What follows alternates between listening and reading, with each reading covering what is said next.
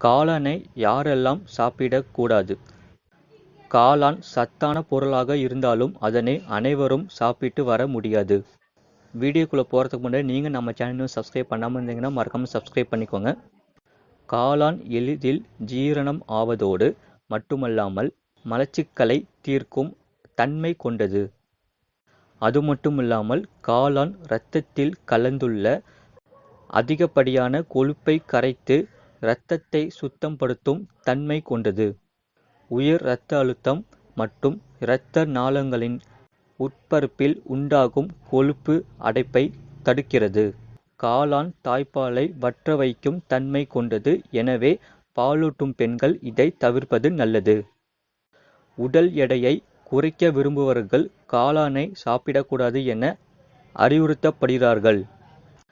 காளானில் purine சத்து இருப்பதால் கீல்வாதம் உள்ளவர்கள் இதனை அதிகம் சேர்ப்பதை தவிர்க்க வேண்டும். அது மட்டுமில்லாமல் சரும அலர்ஜி பிரச்சனைகள் இருப்பவர்கள் காளானை சாப்பிடாமல் இருப்பது நல்லது.